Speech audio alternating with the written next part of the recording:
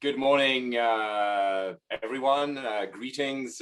Bienvenue, bienvenue chez nous. Bienvenue à Montréal malgré la distance. We'd obviously have loved to have you in person, but we're heartened by the level of response and your enthusiasm to participate in this conversation, which my co-director Nandini and myself have been wanting to organize for a while. And I think, you know, if there's anything to be said in favor of this medium, is that it does allow us to get things going fairly quickly and flexibly and in ways that allow us to be responsive. So the idea for this event emerged from conversations that Nandini and myself have been having, and academic freedom has been in the news. It's been in the news with remarkable frequency in the last few months, in the last few years, not least in Quebec and Canada, where it has led to a number of difficult but very urgently necessary conversations. But also elsewhere in Hungary, Brazil, India, France, China, the US, and many others. So, our sense was that academic freedom is invoked extremely often in the debate. It sometimes, a bit like a slogan, but it seems to mean very different things to different people, and we felt that these meanings needed to be unpacked, and maybe academic freedom is ripe for a broader intellectual reassessment, and who better obviously to discuss these issues than academics themselves on the front lines of some of these conversations. So let me maybe point out some of the ambiguities very quickly. I mean, if academic freedom is threatened, but it can also be perceived as a threat. It implicates academics, but also a host of actors, technocracies, students, states, political movements, the media, etc. So this is, the stakeholders are multiple, and I think there's a lot of pressure on the concept.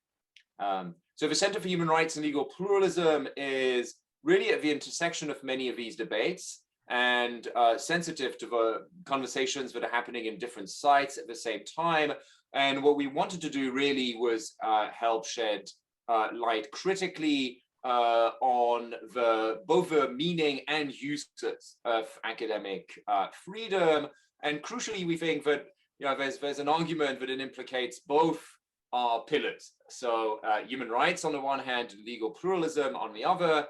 Human rights because the life of a university and of research institutions is a part of the life of democracy in general, but also an institution with its own human rights responsibilities and its own social and political environment where academic freedom is obviously key. And legal pluralism because so much of what defines academic freedom operates in the interstice between state and non-state law, formal norms and informal interaction, etc. So that's also a dimension we're interested in is academic freedom as operating in a kind of semi-autonomous socio-legal system. And the one crucial thing is we thought we'd make the most of our position by having and encouraging a conversation that's global. And that's why we've invited you, because in your many different ways, you've been part of these conversations in a variety of sites and environment. And we also wanted the conversation to be critical. We feel as if, we obviously wanted to move beyond sort of brandishing the banner of academic freedom without a solid understanding of its foundation and purpose, without, in short, thoroughly problematizing what it might mean in this current pandemic age.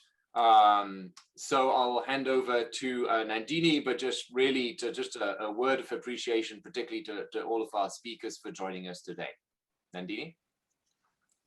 Thank you, Fred. And I welcome everyone. And I would like to acknowledge two members of our team who are part of this organization today. Vishakha Vijay, who's with us, is a doctoral student at the faculty, and Sharon Webb is our event coordinator, but she's much more than that for all of us.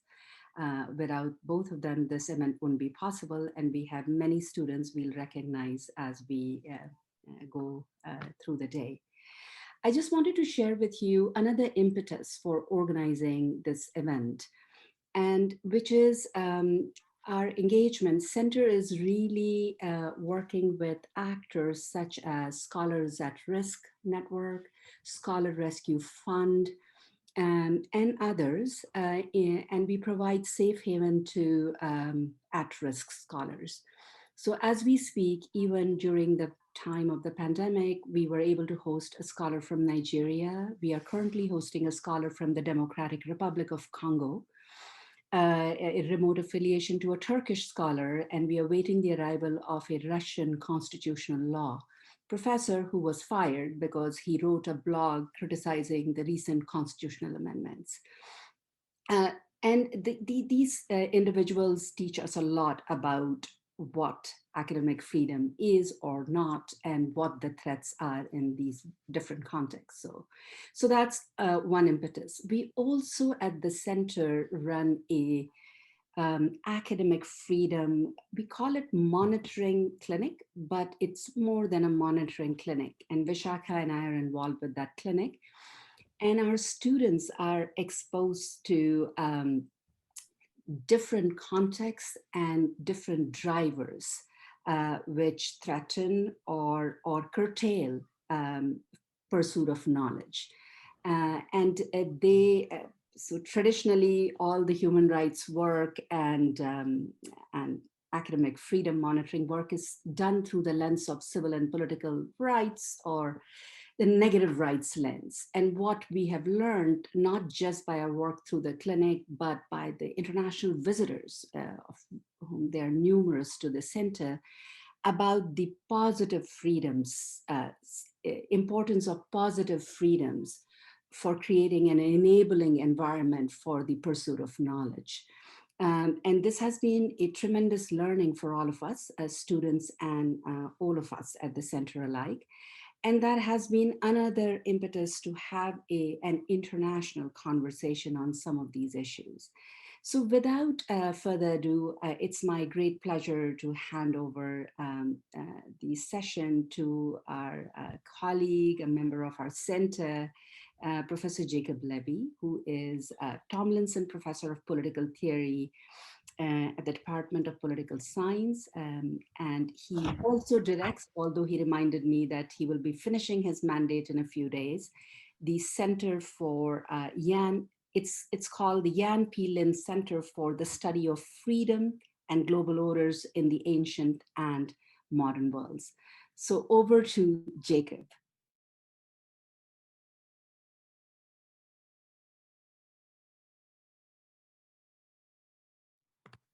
Thank you, Nandini. Thank you, Frédéric. And thank you to everyone for coming out in what is, at least by Eastern time standards, an early start to an intellectually substantive day. Frédéric took some of the key themes that I had intended to start our panel off on, but I've been asked to kick things off with a few introductory substantive remarks in any case, and I will do so even at the risk of a little bit of duplication. Academic freedom is probably never not a timely topic, but it is particularly and pointedly so today in ways that I think raise the possibility of some interesting tensions and conflicts that I hope we will explore over the next couple of days. On the one hand, attacks on academic freedom are a standard early piece of the repertoire of autocratic and authoritarian governments around the world as they seek to suppress both intermediate institutions, which are possible sites of organization and resistance against the regime, and as they seek to suppress possible sites of critique and criticism. So the university distinctively sits in the overlap of both. A dissident reporter or journalist, and even to some degree, a newspaper or the independent press, that's a site of critique. Churches and provinces and city governments, and to certain degrees, the legal profession as such and the civil service as such, are intermediate bodies, organizational sites of resistance. The university is distinctively both. And accordingly, as autocratic and authoritarian regimes characteristically seek to call expertise and independence of thought into question and seek to consolidate organizational control over the civil societies they seek to suppress, suppression of free thought and inquiry at universities is very characteristically an early sign that things are going from tolerable to bad or from bad to worse in autocratic and authoritarian regimes. At the same time, disputes over academic freedom, its meaning, its limits, and its inclusiveness increasingly characterize public debate over academic and university life in the relatively liberal democratic and constitutional democratic states where there is a substantial tradition of academic and university freedom. It is traditional at this point to say academic freedom is increasingly challenged from both sides. I am not going to put it quite that way because I think that that has a way of preemptively declaring that there's a kind of balance that A, I don't believe in, and B, I think our speakers will have different views about of inquiry, whether is something like a balanced attack on universities from multiple ideological spots in contemporary societies, in contemporary liberal democracies.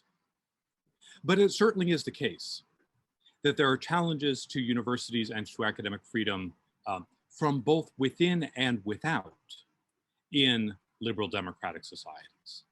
There are challenges from without for the traditional reasons that universities are possible sites of the development of critical and unpopular ideas, and also because universities can be a convenient target for complaint about ideas that outside actors think might exist in the world, whether or not it's actually true that they're happening at universities. Moreover, because universities governed by a regime of academic freedom are deeply characteristically intellectually pluralistic, if you look hard enough at university life, you're sure to find the expression of ideas that you dislike.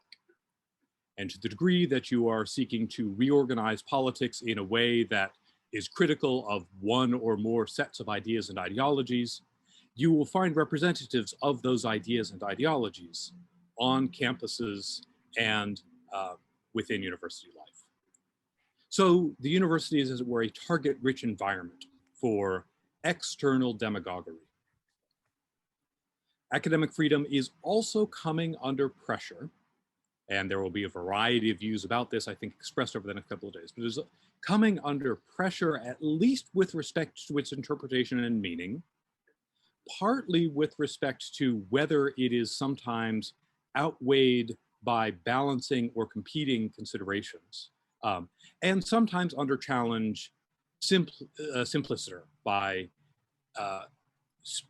people and voices internal to the university who think that the tradition of allowing all ideas to be voiced and explored, provided that they are voiced and explored in academically rigorous ways, provides too much of a blank check for the expression of ideas that serve as exclusionary barriers at a time when universities are and should be striving toward greater and greater levels of internal inclusion and diversity in ways that go beyond the traditional intellectual diversity. We have authors who have different views, and I have sometimes strongly expressed views of my own on some of these questions that it doesn't make sense for me as chair to throw in.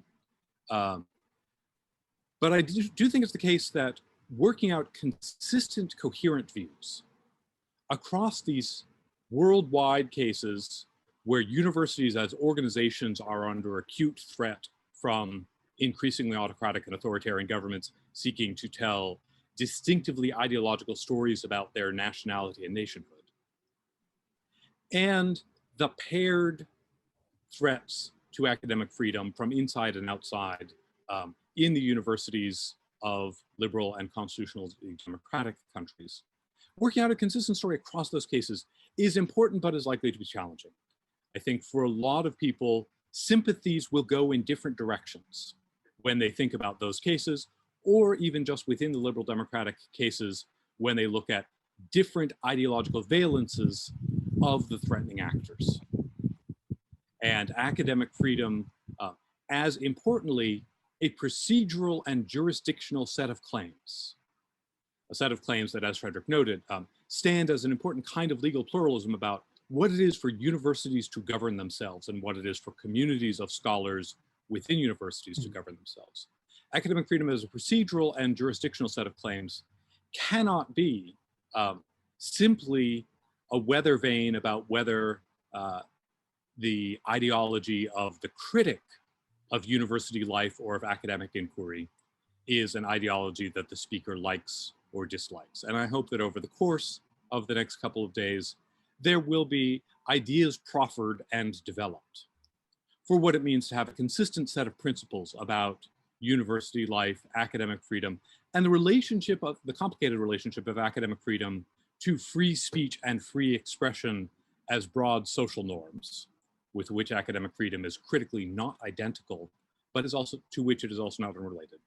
That there will be movement toward getting reasonably consistent principles across those sets of cases developed, while we seek to inquire about the pluralism of university life worldwide, what it means to have universities governed by academic freedom in a variety of different national, cultural, civilizational, and political contexts, and pluralism within the university, what it means to try to take seriously the academic imperative to protect and nurture spaces for the development of plural, conflicting, freely explored ideas with universities as communities that are increasingly trying to ensure that they are appropriately inclusive spaces for their pluralistic communities of scholars and students. And with that, I will turn to introducing our speakers, and I will go one at a time as they move through their presentations. And I believe we begin with John Palfrey, who is president of the John D. and Catherine T. MacArthur Foundation and past head of school at Phillips Academy. John. Jacob, thank you so much for the chance to be here. Thank you to Frédéric and Nandini for organizing and inviting me, to Sharon and Vishka for their incredible work to get us all together here virtually. I come to you from Chicago in the USA, where it's even earlier than McGill. So forgive me since I'm also pre-coffee, but I couldn't be happier to be with all of you and to be talking about such an important topic. And I'd love to pick up on a number of these different threads. I will not go on long because I think this will be best as an engaged conversation, but just to offer a few initial thoughts. I got interested in a version of the question that I think Jacob just framed at the end, really, the combination of, in the name of academic freedom, in the name of things that we hold dear, the development of a debate between whether we can and must and should, as Jacob put it, become more diverse, equitable, and inclusive institutions at the same time as upholding free speech interests, free expression interests, academic freedom, all of course defined slightly differently. And I came to being a school head at a boarding school called Andover after having been a law professor for about 10 years. And as a law teacher, it seemed self-evident that we would seek to have both of these things together and find ways to do it and find them in tension.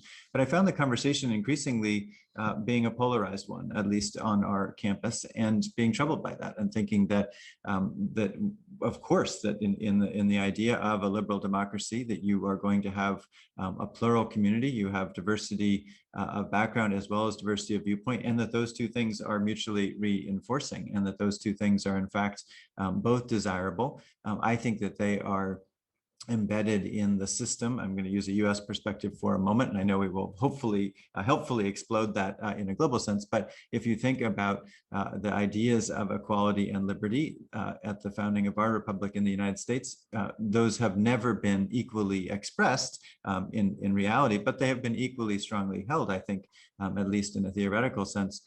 And we need both of those things. The equality, of course, standing, I think, for today, the idea of truly diverse, truly equitable, truly inclusive institutions, which we need to keep striving for, and the liberty, the ability to try out different ideas and to express them and to explore them and to do so in community. And of course, if we can't do that in an academic setting, then where are we? That seems like a huge disaster. But I found that that was not a settled debate, at least on our campus, and in fact, one that was consistently being pulled apart. With another hat on, I've been on the board of and chaired the board of a foundation called Knight Foundation. Knight Foundation is devoted to free expression as well as to informing citizens through an active media and through academic freedom. I've done a series of studies over about 15 years of high school students and college students. And we saw that in those studies that while there continues to be very strong support among young people for free expression, there's also some cracking in the fabric of that support. And some of that has been, if you pull it apart, demographically different, depending on who you are and what you're expressing. And in particular, young people of color who are concerned about a combination of their right to assemble peaceably, and at the same time concerned about the full expression of free speech rights in terms of the infringement that might express on inclusion within communities. So I saw some fracturing of this idea, and with some concern. So in some ways, what I might put on the table as one possibility for us to explore is that, what has brought about this particular tension and how might we resolve it? I think some of these tensions relate to things that are salutary. So again, the increasing pluralism on our campuses is a positive and one that we need to continue and a good thing.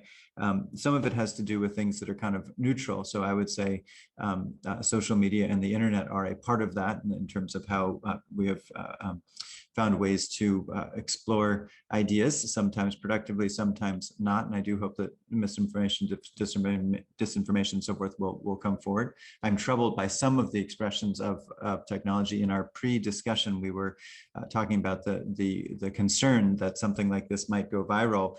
I taught a law class a few months ago, and I realized for the first time it was all on Zoom. I was slightly worried that somebody was recording it and that this class would then be, on the internet because I brought up some unpopular idea. Shouldn't be worried about that. And, but that is a genuine worry, right? For all of us that something like this would go viral in the wrong way. I think that does have a chilling effect, right? That certainly does in terms of how I thought about my teaching. I hope I didn't betray that too badly and undercut my ability to teach. But I do think that the technological affordances are both a good thing and a bad thing.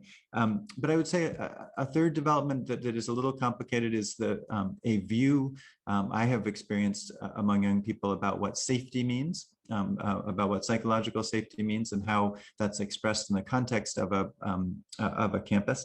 I remember the first time as a head of school, I had a student, this is about 10 years ago, come to me and say they were concerned about their safety on campus. And this was a boarding school that has about 600 acres. It's not that big, but it's big enough. And I thought maybe they wanted more vans at night, to drive them from point A to point B. No. This was about a sense of psychological safety, that they were being exposed to ideas that were harmful to them, and that I was meant to protect them in a different way. I thought, safety, goodness gracious, that's a really different conception that I grew up with of what safety is. And yet, as we know, it's a deeply held view among many of our students, and trying to think through, okay, what is our obligation in the name of inclusion, in the name of equitable treatment of students, particularly if some are seeking the safety more than others. So I think these are some of the drivers for this this conflict. I don't think that the outcome is headed in or I don't think the trajectory is headed in a particularly good direction if it is pulling apart these ideals, in my view. And I think we do need strong forms that bring back together the ideas in the name of academic freedom of both having pluralistic settings, legal pluralism, and human rights in the sense of treating everybody truly equitably and in fact having a deep sense of fairness within our institutions. I think it's doable, but there's not that much of a constituency other, I think, than some eggheads like us trying to make this happen. And in the data that I've looked at, empirical data, it seems like they're sort of pulling apart. And I will risk putting it in political terms. My perception, at least among our faculty in the schools I've worked in, is that those on the left have favored diversity, equity, inclusion, and those on the right have favored free speech. And that if you, from the left, express views in favor of free expression or free speech, that is perceived potentially as being at odds with a diversity, equity, inclusion, strong form of diversity, equity, inclusion.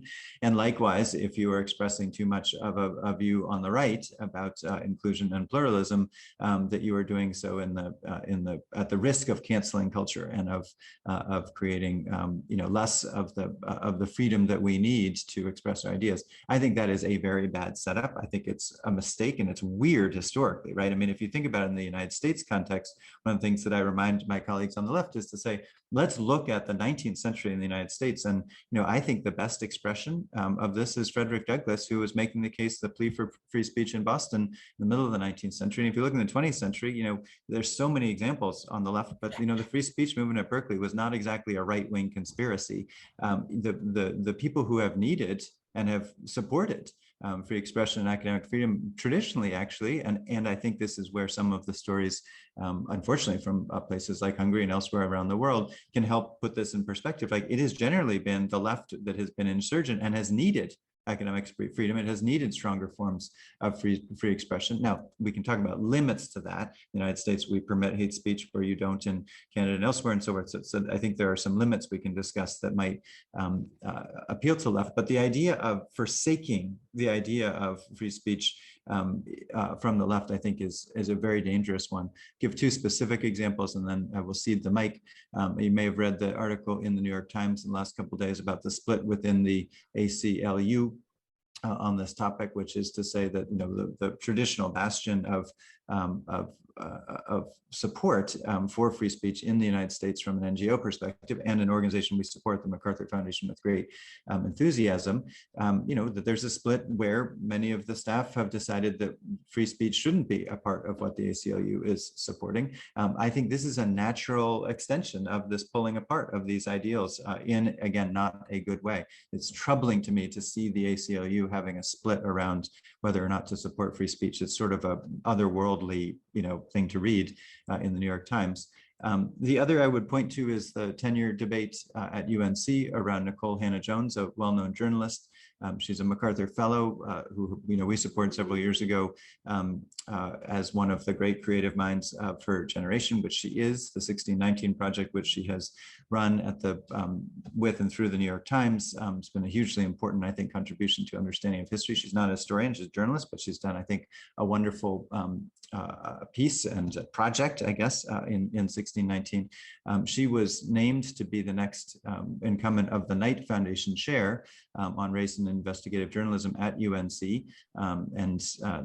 Both of my hats are invoked here, whereas the board chair of Knight, which gave the chair, and then MacArthur, who gave her the fellowship, our highest award. And she was introduced into this appointment and then not given tenure. And previously, of course, the people who had been appointed to that chair had gotten tenure and had, I think, records that were wonderful too, but not certainly outshining Nicole Hannah-Jones. I raised this case not because I was on the tenure committee. I wasn't. We've all been in situations where people from outside have criticized academic procedures and decisions. So I can't specifically say, I know why she was denied tenure, but I think it is a warning certainly to those on the left, that if you give up on academic freedom, if you give up on free speech and so forth, that there are instances, and I think that's fair to say likely, that there are outside pressures coming in on someone who might be a champion of your point of view, and where, you know, the inconsistency here will get us all in trouble in some ways, and that we have to stand up for academic freedom, we have to stand up for free expression, as well as diversity, equity, inclusion, and find a positive way through that for this period, despite and because of the technology, and despite and because of these changing social norms. I think we need that strong form going forward, and I'm excited to explore how to develop those ideas together. So thank you for the chance to be with you all. Thank you very much, John. Our next speaker is Professor Zhidong Hao, who is Emeritus Professor of Sociology at the University of Macau and recently co-editor of a book titled Academic Freedom Under Siege, Higher Education in East Asia, the US, and Australia.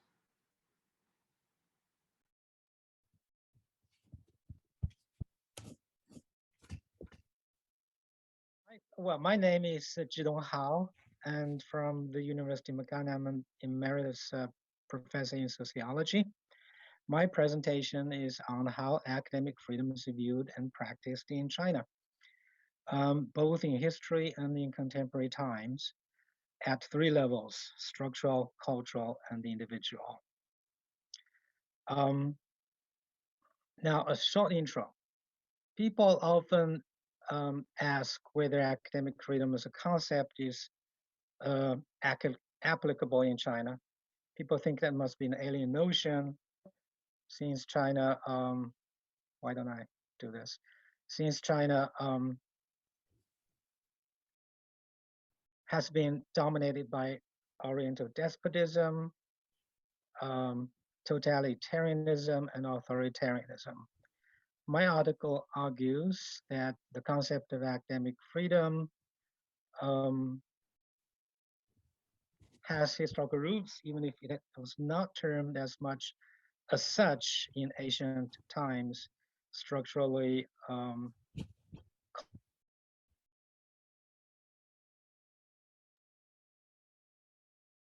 I have some difficulty adjusting my PPT.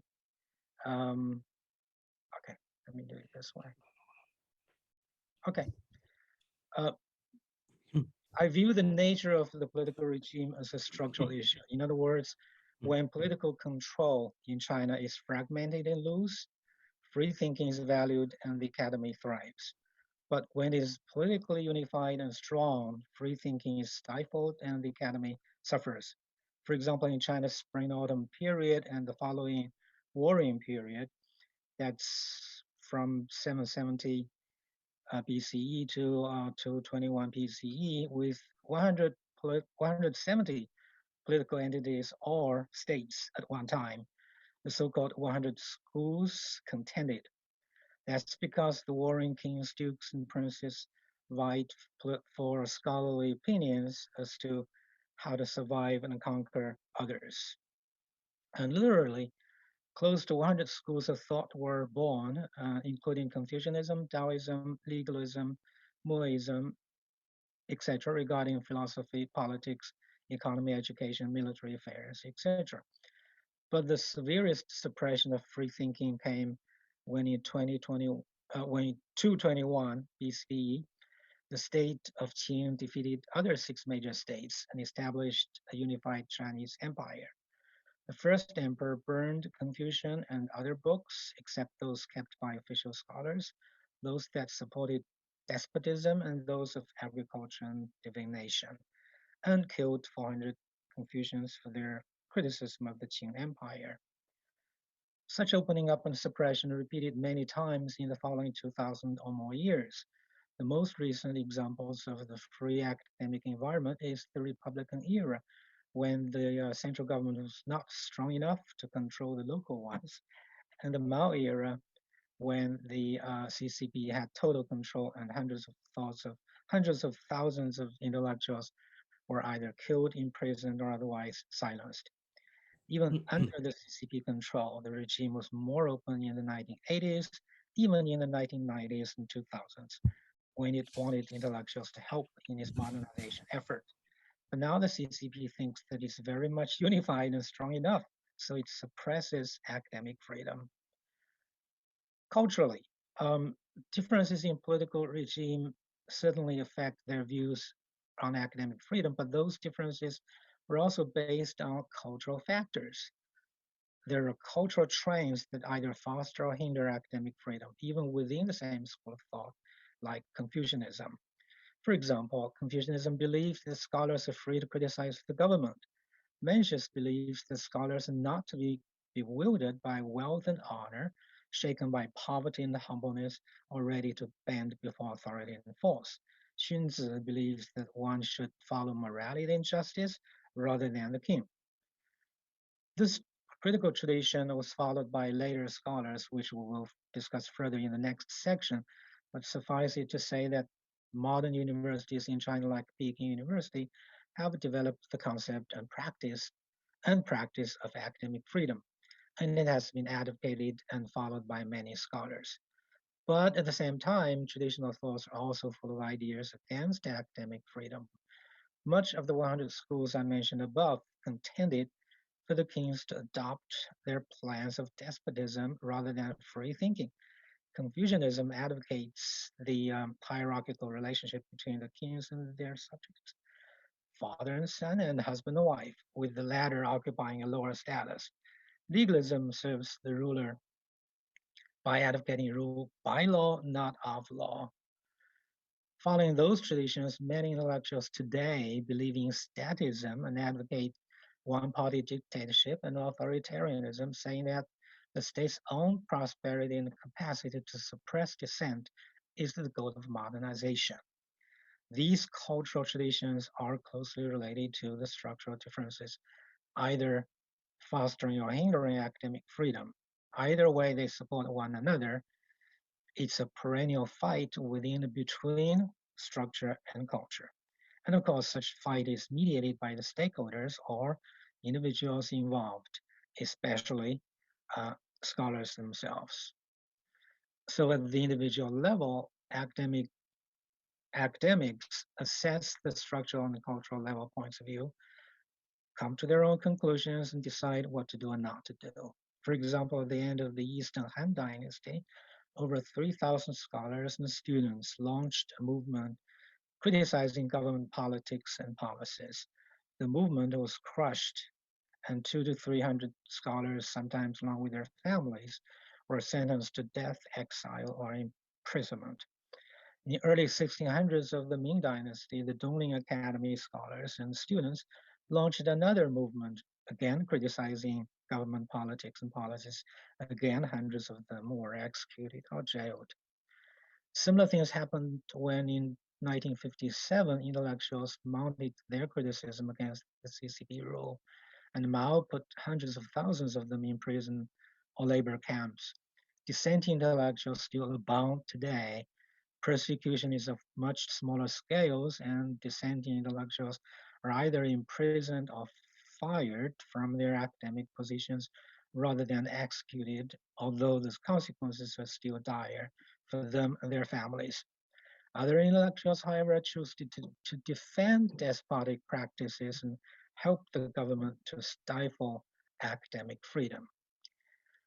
Shangyang and Li Si of the Qing Dynasty, that's 300, 200 BCE, two legalist scholars helped Qin in its burning of books and the killing of scholars. Both, however, lost their lives to political infighting and died of the harshest of punishments, like, for example, being cut in half at the waist. Now, in the Xi era, statist scholars like Zhang Weiwei, who is very popular right now in China, just made a presentation to the Politburo of the CCP a few days ago, even advocates that violence is good and necessary. Han Yuhai admires a party like the CCP, for it has extreme power to expand and conquer worldwide. I have more examples of these intellectuals in my paper. Now, in conclusion, at the structural level, different political regimes view academic freedom differently depending on their need. At the cultural level, there are trends in traditional contemporary thinking that either foster or hinder academic freedom. There are at least two schools of thought on this issue. At the individual level, scholars choose either to practice academic freedom, often facing dire consequences, or to support the suppression of academic freedom. The struggle within and between structure and culture seems perennial, but individual choices are always open and they are important as well.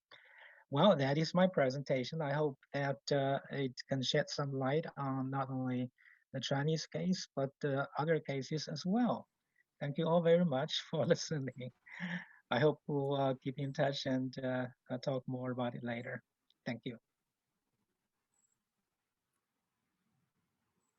Thank you very much. For our next speaker, I'm delighted to virtually welcome back to McGill, where she spoke on some of these topics 2 years ago. My old friend, Professor Sigal Ben-Porath, Professor of Education, Philosophy, and Political Science at the University of Pennsylvania, and the author of the book, Free Speech on Campus. Thank you so much, Jacob. It was nicer to be at McGill in person, but it's really nice to be here, even in this way. And thank you, Frédéric and Nandini, and the organizers for inviting me. The issue of academic freedom, I agree with the speakers that explored it ahead of me, is a perennial issue and maybe is as long as scholarship itself, right? What are the proper boundaries? How should we think about what is appropriate to speak in an academic context and what is inappropriate? And I'd like to suggest that some of the framing that the framing devices or the framing approaches that were offered by Frédéric, by Jacob, and then also explored, especially in John's comments, in terms of the pressures on academic freedom in contemporary democracies. I'd like to suggest that while I agree with a lot of the descriptions that were offered, I think maybe we could benefit from a slightly rethought interpretation of the concerns that we are seeing today. So specifically, we've heard, for example, from John, that the surveys of young people are indicating that there is a markedly reduced support for academic freedom and for free speech among younger people today. And this also is a more pronounced among members of racial and ethnic minorities. And John, you mentioned the current conversation within the ACLU, which, you know, is a long-term conversation, right? We've seen it when the ACLU was protecting the Nazi march in Skokie, right? And then, you know, we've seen it in other times. I'd like to suggest that a lot of young people today, including our students in academic institutions and others, are disaffected by the concept of academic freedom specifically and of free speech more generally, because the concept itself has changed in its application, rather than because young people are overly coddled or are snowflakes, which of course none of you have said, but is a common construction, or because somehow they are overly sensitive and therefore cannot tolerate the kind of concerns about safety that John and Jacob and Frédéric have related to. I think the way that free speech and academic freedom in recent decades have been applied in the US and in other democracies particularly, has failed to serve the academic and scholarly needs and interests of our diversifying students and other people in the younger generations. And this is evident, in fact, in both the expanded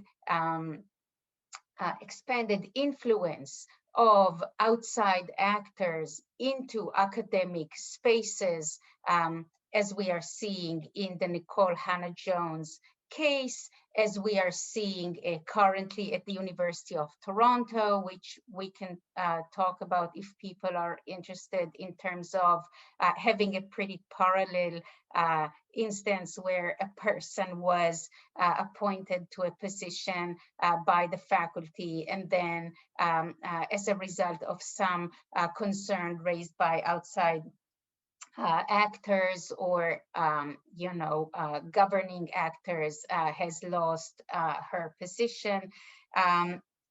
So we are seeing that some of these forces coalesce to undermine some of the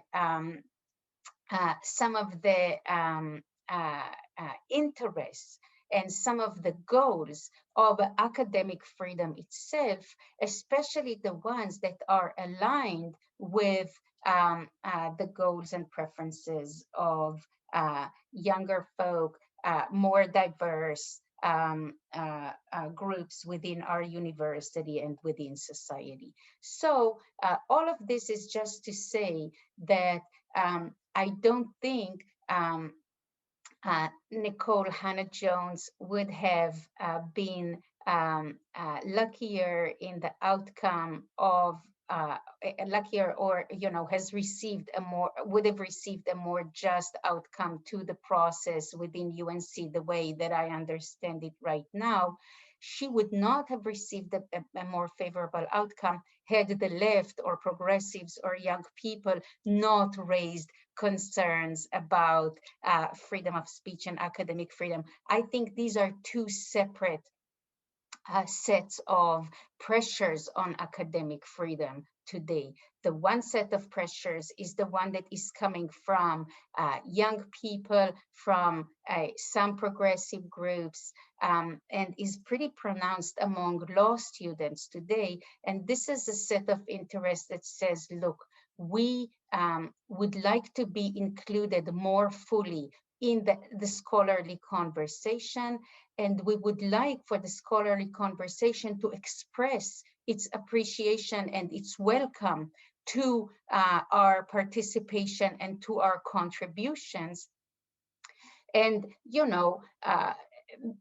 some of their demands may be seen as over the top by traditional measures of academic freedom. For example, there is a very lively and let's say full of tensions debate in law schools today about whether racial slurs can be used even in quoting within the classroom, even when speaking about cases where slurs or other offensive language has been expressed. And some students are saying, don't even quote these words, it undermines my safety, or it undermines my sense of belonging. And so this is something that, is complicated to address, but students and other people are saying, look, these are the boundaries that we would like to draw. They are pushing the boundaries of what is seen as acceptable for the purpose of ensuring their sense of dignity and belonging.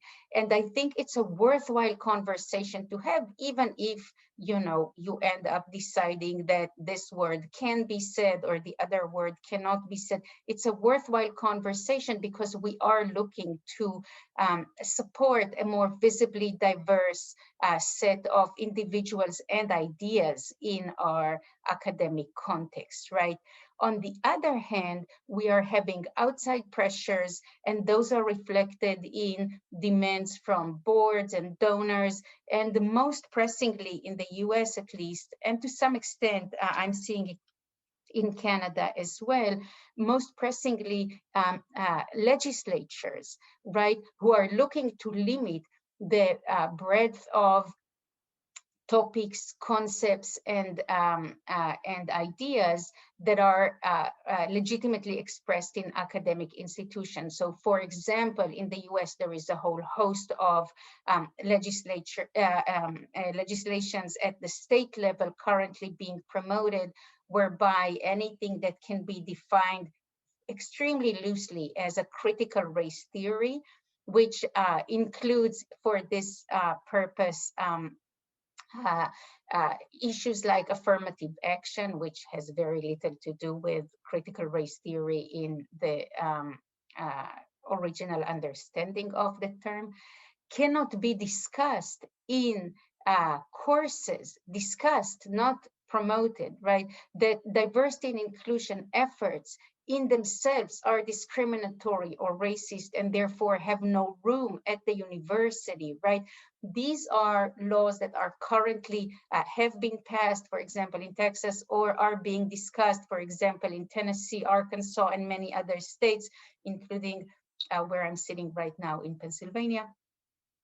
And so conservative efforts to limit the scope of academic discussion, particularly as it relates to, in this context, American history and visions about racial equity. These are truly pressing instances of attacks on academic freedom, which I think deserve more attention than they get in the public debate. So if we see students on the one hand, progressive and other young people looking to create more inclusive communities by limiting academic the boundaries of academic expression, that's one concern, and it's getting a lot of play. And on the other hand, we have interventions from the outside, as both Frédéric and Jacob were saying, that are limiting the substance of what can be discussed in the classroom, or who is appropriately belonging as a scholar, as a knight chair, as an instructor in an academic institution. I think both of these are true concerns that deserve our attention, but the one gets way more play over the other. And I think this is a concern for academic institutions. I'll say a couple of sentences just to conclude about how I'm thinking what is the proper way, in my view, to respond to both of these pressures. I think we need, we as academics, very generally, and people who care about academic freedom more specifically, we need to really rid ourselves of the notion that on the one hand, we are looking to create an inclusive community, and on the other hand, we are looking for plurality of ideas, or exploring conflicting views and in an open environment. These two sets of goals are in fact one and the same, and we have to frame our understanding of academic freedom accordingly. In the book that Jacob mentioned that I wrote a couple years ago, I talk about incorporating inclusive freedom into our understanding of how academic institutions work. And the notion of inclusive freedom is really a notion that says that what we ought to promote is an environment where all people and all ideas are welcome.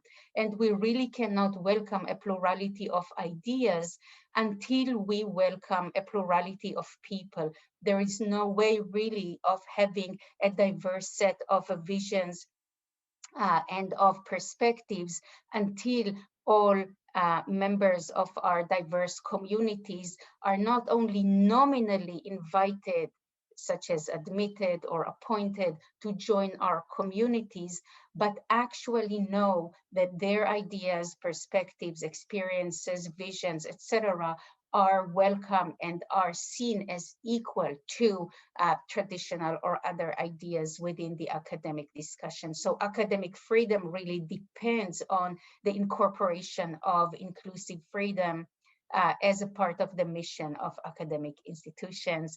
And I'm happy to talk about the different pressures as well as the different ways in which we can enact this view. Thank you.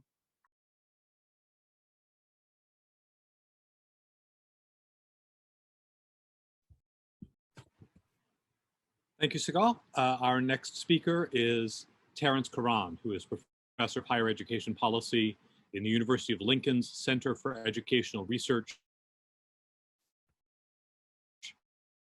And they have a book section entitled Academic Freedom in the European Union, Legalities and Realities.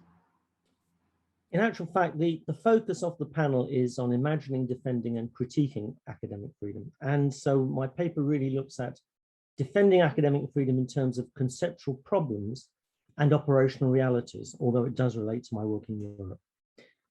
The drive by university scholars to undertake research is premised on them attacking rather than accepting the status quo, thereby making new advances which extend the boundaries of new knowledge.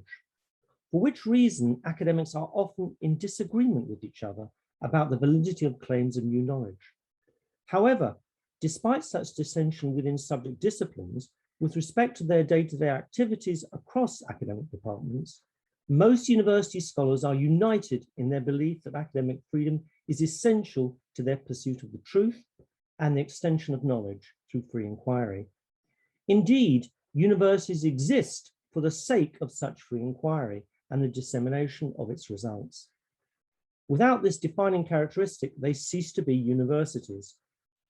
As Menand points out, quote, academic freedom is not simply a philosophical luxury. It is the key legitimating concept of the entire enterprise, unquote. In order to better defend a liberty which all its users feel is fundamental to their pursuit and dissemination of knowledge, we need agreement on what this liberty encompasses. Hence, university scholars agree on the importance of academic freedom. However, the lineage of the concept is as long and complex as those of the ancient universities, such as Bologna, Oxford, and Paris, who nurtured it and whose staffs have invoked it. Thus, descriptions of academic freedom are as varied as the nations in which such universities are located. Such national institutional variation in the crucial elements of academic freedom make it a contested concept. This is especially the case in the United States, where academic freedom is not protected directly, but is a conditional right derived from changing interpretations of the First Amendment on freedom of speech. Furthermore, since the birth of universities, the concept of academic freedom and its centrality to the work of universities and their scholars has been challenged by seats of authority, such as the church, monarchies, and elected governments, which have sought to direct the research and teaching priorities of universities and thereby use the consequent growth in knowledge to fulfill political, financial, and socioeconomic objectives. A further problem with trying to conceptualize academic freedom is that, as Wallenstein notes, quote, academic freedom is a freedom, that is a liberty marked by the absence of restraints or threats against its exercise, rather than a right, that is an enforceable claim upon the assets of others, unquote. Consequently, as Tierney points out, quote, academic freedom is most often defined by a violation or an abridgment of a particular right. In other words, academic freedom is often defined by its absence, unquote. Although Tierney's analysis may be correct, it does little to validate or protect academic freedom. Hence, rather than trying to conceptualize academic freedom to take account of these national and institutional variations, it may be more fruitful to take a functionalist approach. Writing over a century ago, John Dewey declaimed that, quote, the university function is the truth function, the transmission of the truth and its discovery. Both functions are necessary and neither can ever be entirely absent, unquote. Thus, teaching constitutes the transmission of truth, while its discovery occurs via research. Leading on from Dewey's premise, we can see that academic freedom has two substantive functions. Academic freedom is a professional freedom granted to a few individuals within universities, selected for their exceptional subject knowledge and professional competence, acting within the confines of the academic community. It is exercised firstly to enable academics to truthfully communicate peer-validated factual statements and knowledgeable opinions on subjects in which they have accredited expertise to a group of students who themselves are chosen to participate in university studies on the basis of academic criteria in order that they may be educated. Secondly, academic freedom is exercised to undertake research to create new knowledge, freely disseminated by scholars to their students and peer-reviewed, critiqued and discussed by the wider academic community, but also possibly beyond academia.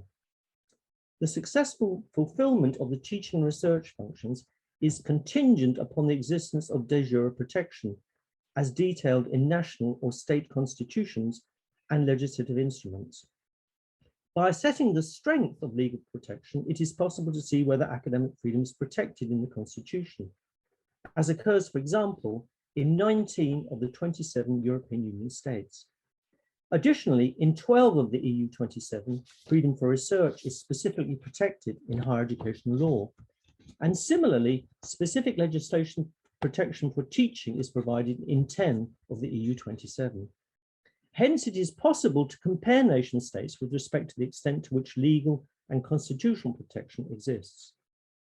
However, the de jure protection constitutes the bare bones of academic freedom, but the vital flesh that covers them and gives operational sustenance to the concept lies in de facto behavioral norms of the day-to-day activities of teaching and research within university departments. Indeed, Standler correctly observes, quote, "A significant part of individual academic freedom is not a legal concept, but dependent on the internal culture amongst faculty and management," unquote. The advancement of knowledge relies on research which challenge existing knowledge. This process is contentious, and hence disagreements occur between individuals on academic issues. Sometimes such disputes may escalate and lead to the infringement of one professor's academic freedom by another professor. Indeed, Menand points out that, quote, "Academic freedom not only protects sociology professors from the interference of trustees and public officials in the exercise of their jobs as lecturers and scholars, it also protects them from physics professors," unquote. Hence, to protect academic freedom properly, we need to go beyond de jure protection and examine the everyday realities of academic freedom. Such empirical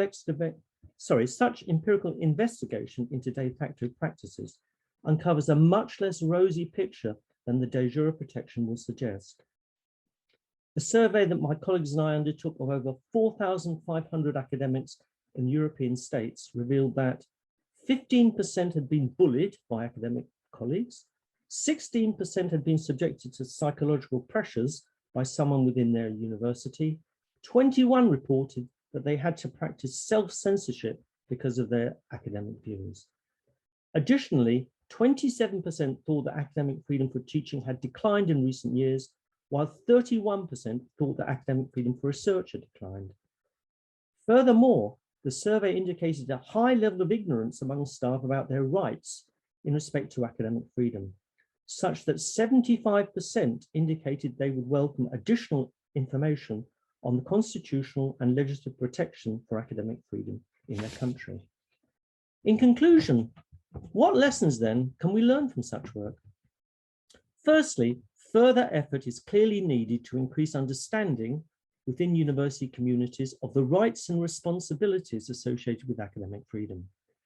As Akerland and Keyrues point out, quote, "Scholarly discussions about the nature of academic freedom have been marked by a lack of empirical data," unquote. Moreover, in his book on academic duty, Donald Kennedy makes the point that, quote, "Academic freedom has a counterpart, academic duty, that is much more seldom used." Democratic societies such as ours regard these two as opposite sides of the same coin, unquote. In order for academic staff to be able to fulfill their academic duties, they need absolute clarity as to what academic freedom is and how it may be exercised. Secondly, we need to recognize that although de jure protection for academic freedom is important, it is irrelevant if de facto practices within departments effectively undermine academic freedom. Hence, academics need to review the professional liberties that they and their colleagues enjoy with fresh eyes.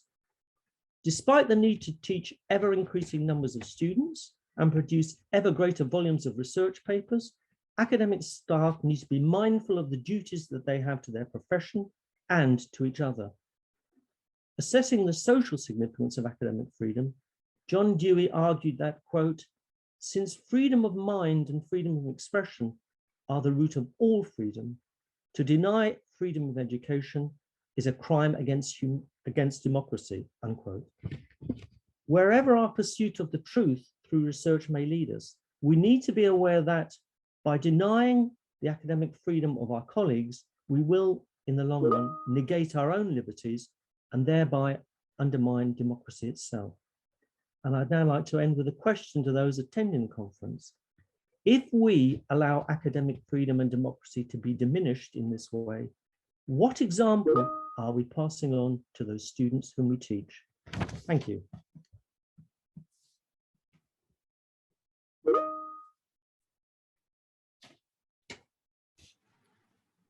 Thank you very much. All of our speakers kept to well within the norms about time. So we now have, I think, about 40 minutes for open discussion. I will suggest, in the way that we would if we were an in-person roundtable, that we start off with some time set apart for the speakers to talk with each other and to ask each other questions or poke and prod at open, outstanding invitations to talk about things that each of them left on the table in their remarks. After about 10 minutes, then I'll move this toward the floor. Nandini, Frédéric, is that all right? Since this is the first panel, I don't have a precedent for procedurally what you want. Okay. Among the four speakers, thoughts for each other.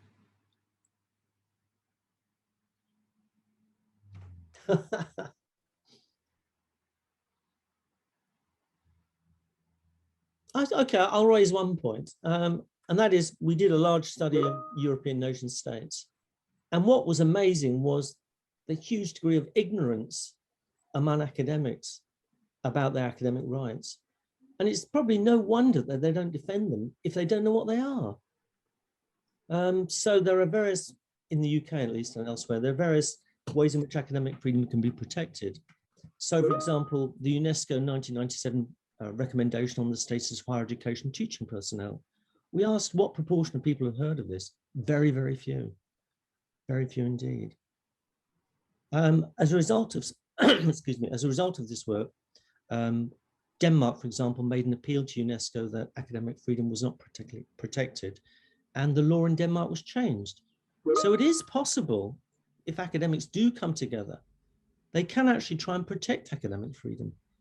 But although they all agree that it's very important, they don't really agree as to what it is, which again makes life even more difficult.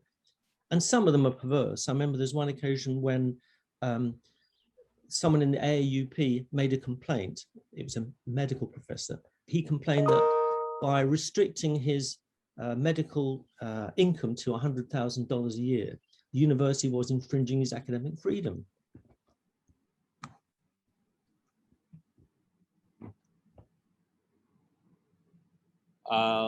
Let me try to pivot that into a question for everyone else, for the other speakers.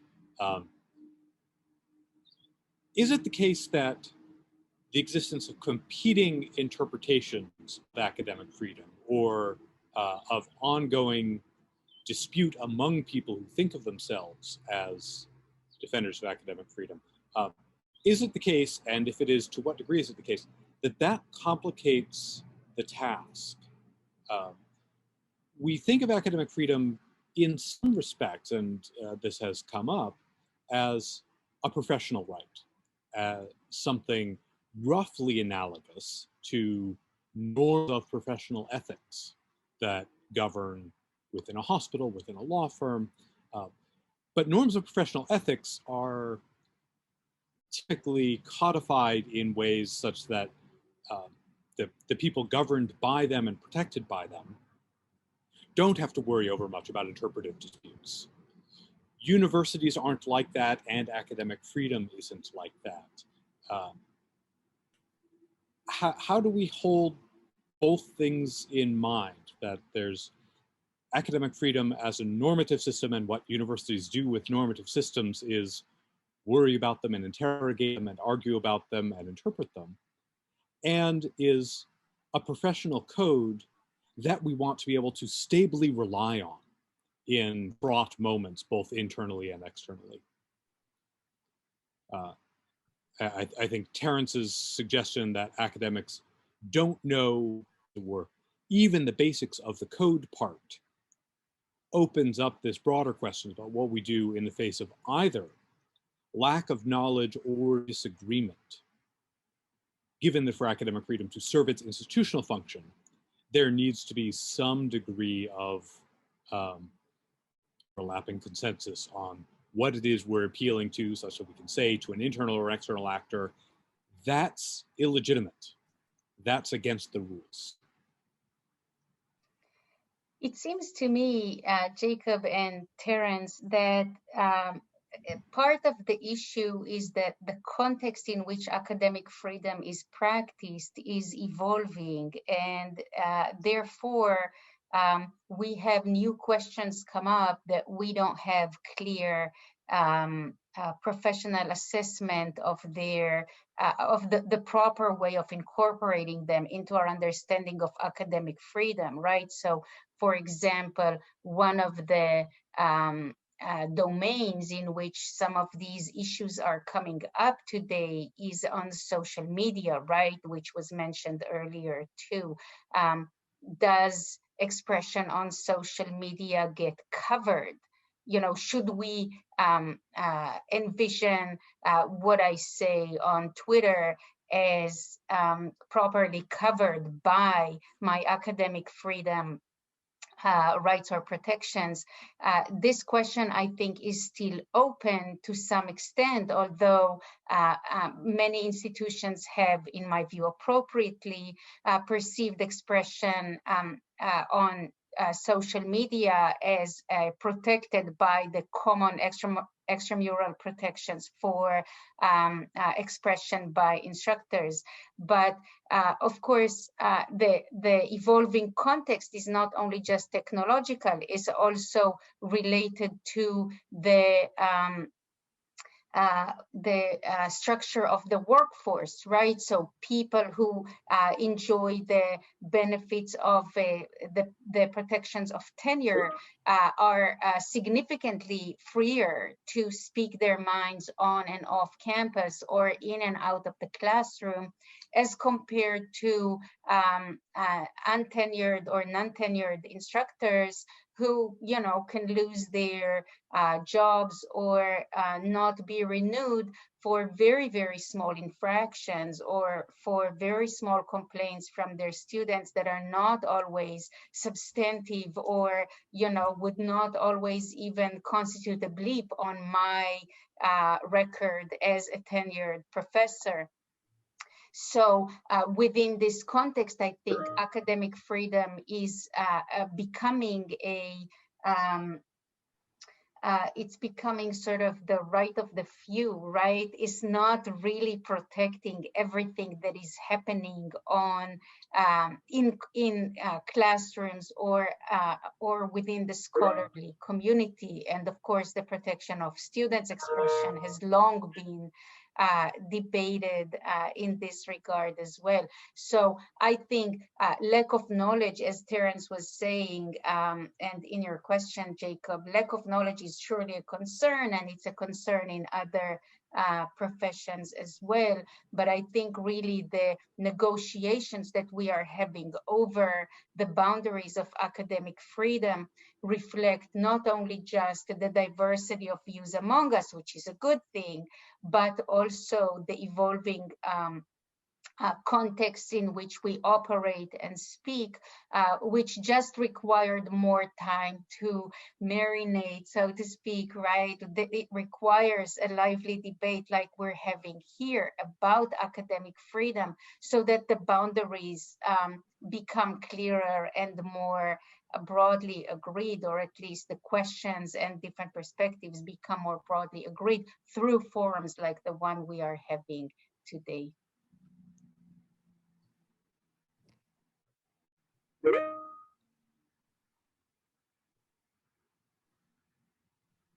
Terence, are you partly into a response there? Yeah, sure. I mean, what is interesting, if you look at the EU 27, and I've looked at the constitution and the laws in every country, there's never a mention of extramural utterance.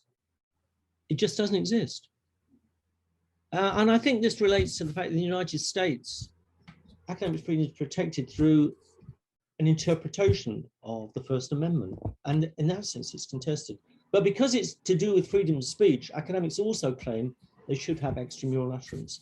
In most European states, academic freedom is covered in the Constitution, unusually, but more particularly in law. So for example, in Ireland, there's the Universities Act 1997, which specifies very clearly exactly what academic freedom is and its protection. And nowhere in that legislation, or if you look at the Ley Orgánica in Spain, nowhere in that protection is there any mention of extramural utterance. And I think that in Europe, they'd suggest that extramural utterance, because it's not concerned with the functions of teaching or research directly, it should therefore be part of freedom of speech rather than academic freedom. And I think there is some substance to that argument.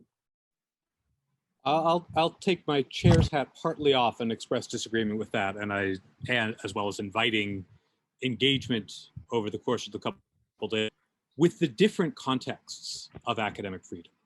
Freedom of research, freedom of teaching, and freedom of extramural utterance, as well as Sigal pointed us toward, the different constituencies. Regular academic staff, other academics, including contingent, including professors of practice, including partly professional and administrative, but partly academic employees, and students who are also protected by academic freedom. Why is extramural freedom, why is freedom of extramural utterance part of academic freedom? Because, not because of freedom of speech with respect to the wider society, but because what academic freedom protects is the freedom to be judged by disciplinary academic standards only. And for the university or a department to take punitive action against a scholar because of their extramural utterances on, for example, matters of political or religious controversy, is to violate that scholar's freedom to be judged only according to scholarly standards. Freedom of speech protects the extramural utterance from the civil authorities. But academic freedom protects the scholar, by which I mean to include students, protects the scholar from retaliatory action within the university context for reasons having other than to do with scholarship.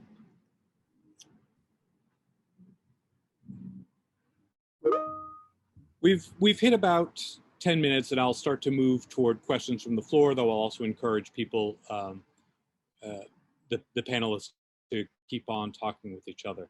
And the first hand I saw was from Melanie.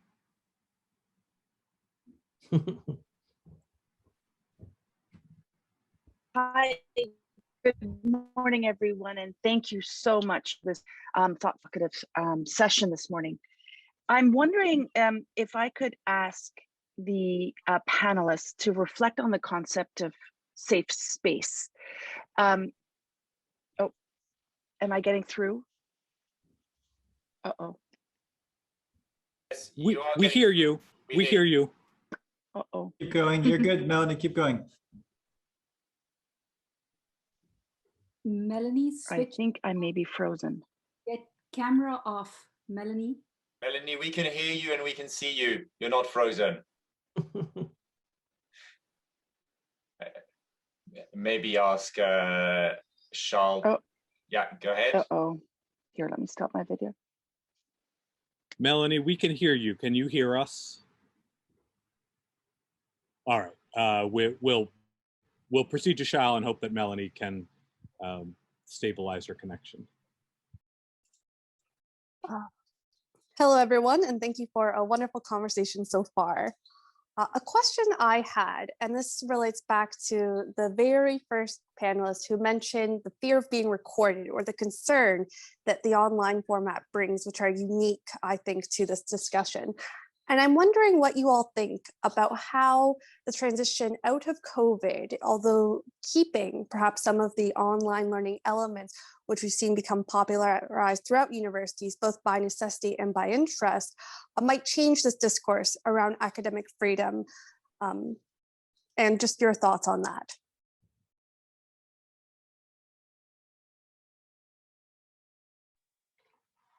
I don't know, John, if you wanted to take this on first. I have some thoughts, but this. Sigal, I will follow you. How about? Okay, so maybe I will just note one quick thing, which is, Shal, this is a really important question, and I think an additional sort of like layer that it brings into the conversation is the intervention of the platforms themselves into academic freedom, such as in some cases that we have seen where Zoom the company refused to host certain speakers because of the content of their words. So regardless of the specifics, right, which we can discuss if anyone is interested, I think this is an additional concern of an outside force that is really intervening into the boundaries of academic expression and what can appropriately be discussed in an academic setting. And it's surely something that we need to be concerned about. But in addition to that, all of the internal issues to the conversation that I think we should be very mindful of, people who will be wary of expressing or even trying on or voicing controversial views, even if they don't believe them, only just to try out or to be devil's advocate, etc. And will not do that out of a concern of their words being taken out of context and viralized. So all of these issues, I think, are of real concern and require the stronger commitment from institutions to protecting the academic freedom of diverse constituencies, especially including students who are participating sometimes at their own peril in these conversations. But John, I really think this was more directed to you. No, Sigal, I would say basically the same and better said by you as ever. I think it's a wonderful question because I do think that the space, the architecture, the technological affordances really do shape the conversation and do shape what we say and how we do it. The word self-censorship has come up a few times and otherwise, and those are meaningful, right? And I will say those are meaningful. Someone who has been tenured, who has, I have every privilege in the world, but I think about it too, right? We all do, and you worry about your career and so forth. And of course, if you are a student who feels like you don't, you haven't really been welcomed on campus, as Sigal said, you haven't really been included, of course, you're going to feel that a million times more than I do. So it is a really powerful question and point. I think in some ways I might go back to Jacob's last question as an answer to your point, Shal, which is if we have truly stable understandings of what academic freedom means, we will be okay despite the technological affordances changing, right? So if there's a really clear sense of what those protections are, then it's going to be fine. But I think if the point is they've eroded in such a way that it's not clearly understood, that it's not consistent, and just to be super clear, if it wasn't, I think that the encroachments, from legislatures or from corporations or anybody on what people can say or do within the academy are absolutely bankrupt. And likewise, that to say that you have to hew to certain norms for substantive reasons with some limits there, those can't be the norms either. And so making sure that those are stable, I think, is the best response in some ways to your concern about what will come after COVID.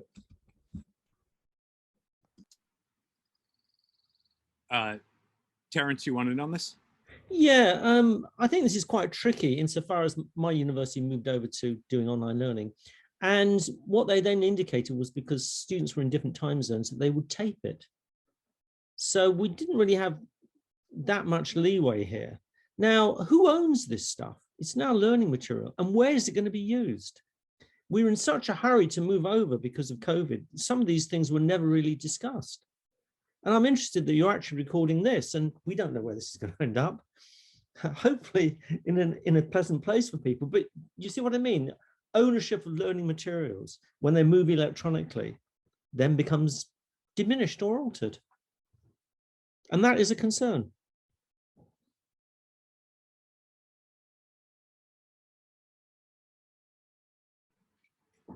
Okay, and next question from Frédéric. Unless Melanie is back and... I'm back. Sorry about that, everyone. It's as if Zoom were a new technology.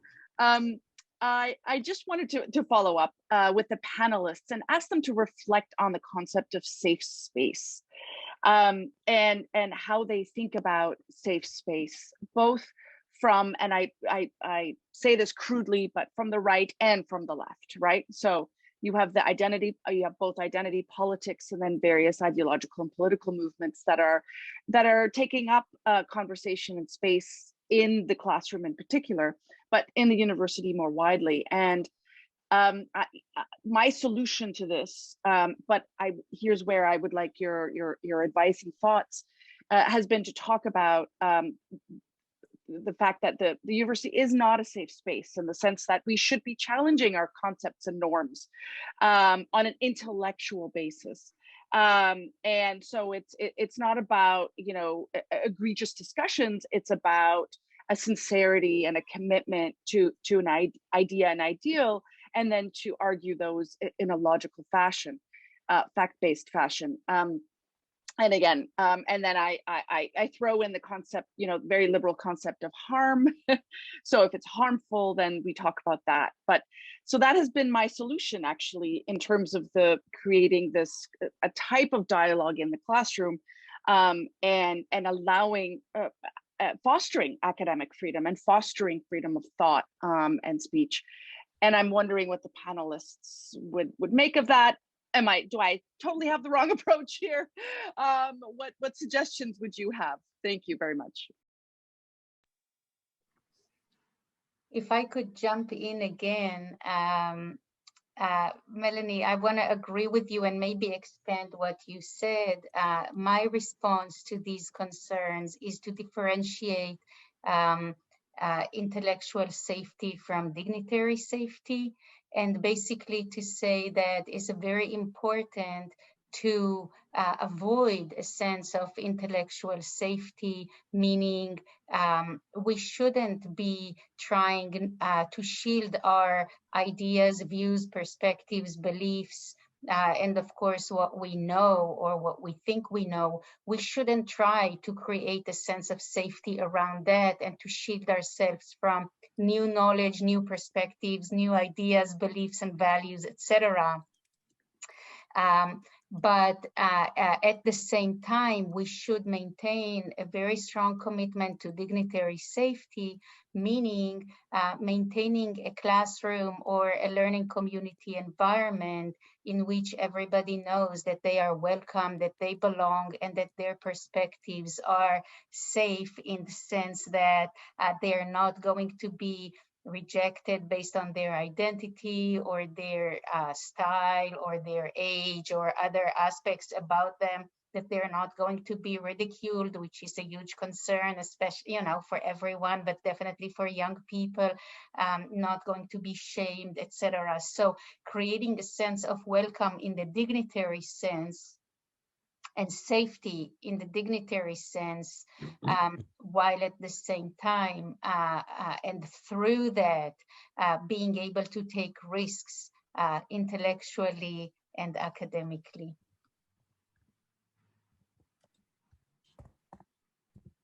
John, why don't you say a little too? So I agree deeply with Sigal's response, and her notion of inclusive freedom that came out in her book Free Speech on Campus, I think is the right frame for it, a better frame than I've come up with. But I do think that there is value in safe spaces per se in certain circumstances, which is maybe slightly extending the argument.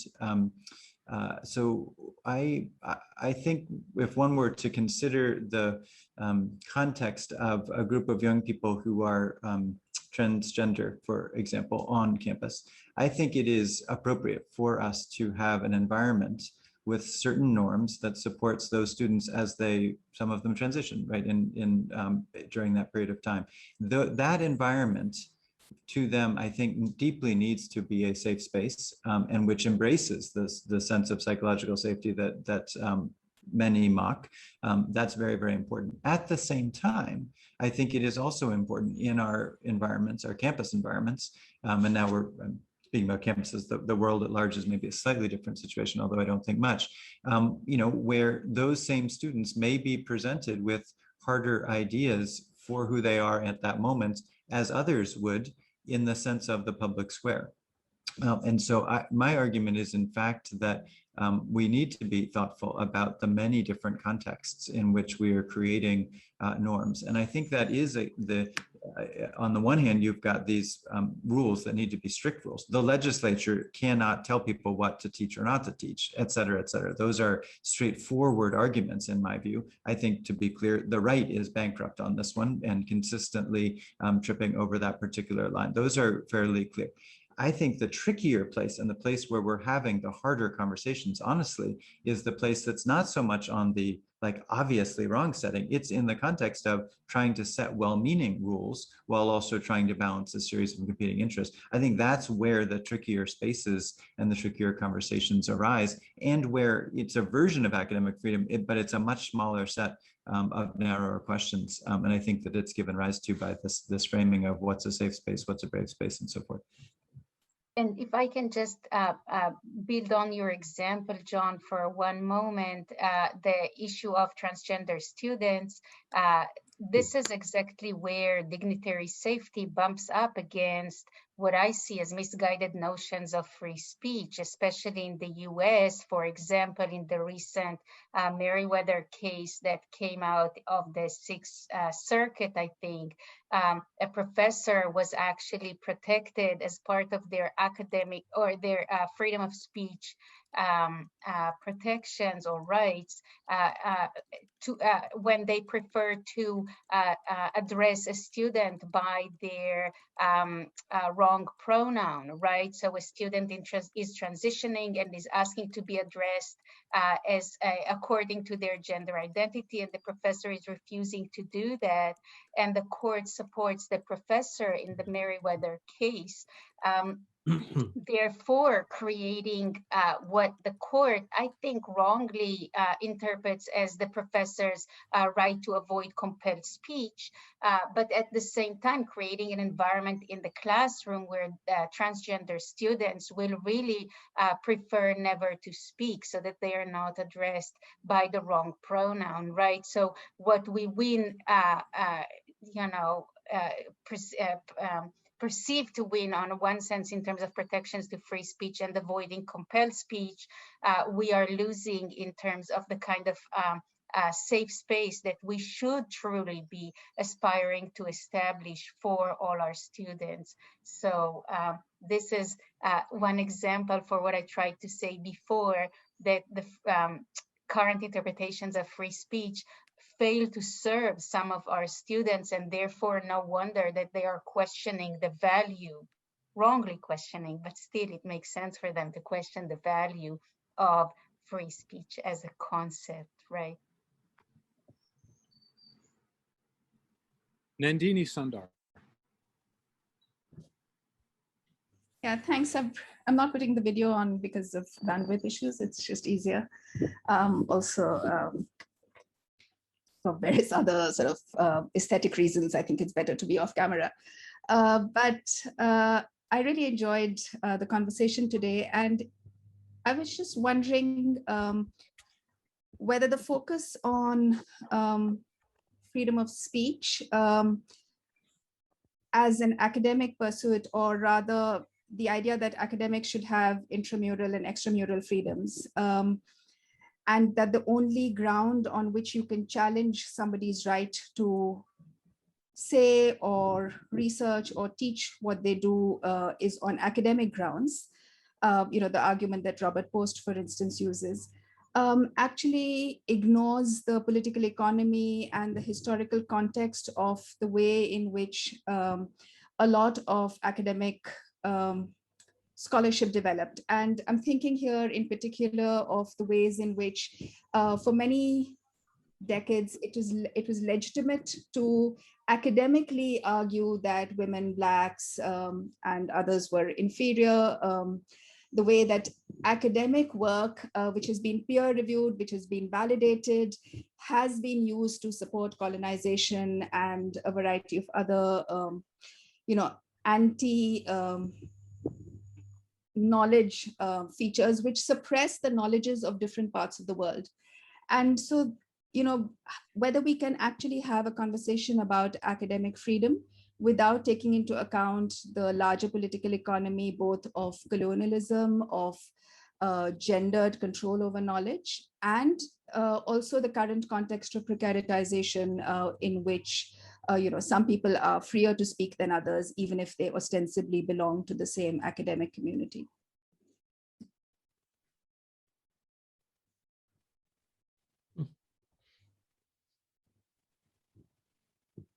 Oh, Jacob, you're on mute, I think. Yeah, you're right. Replies from panelists?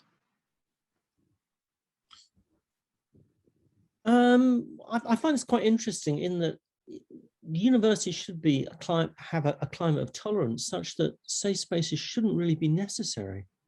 And I think the idea we have to have these, to some extent, indicates that something may have gone wrong here. The example given of a professor using the wrong pronoun, I think, is very disturbing indeed. And when you look back at the way in which universities developed, in most of the universities in Latin America, for example, the campus itself is inviolable. So, for example, even when there are problems in Mexico, the police would not go on campus. In the university, in that sense, was a safe space. But clearly it isn't anymore. And I think that is deeply disturbing and very worrying indeed. I think the idea of free speech for whom is always a very, very important aspect. I think that's one way to respond to this question. I think one can interpret a lot of the things that we have discussed as being things that we might all agree to if we all enjoyed the full fruits of those supports. And I think the reality, the political economy, and that's true in, I think, authoritarian regimes, just as it's true in so-called liberal democracies, is different than that. And so I think partly that's the struggle here. I think it does explain the varying views on the importance of free expression rights, because if it sounds good, but it's not for me, I don't get it, or I don't deserve it, why should I support that? I support something else that's actually more important to me. I think that contextual point is extremely important.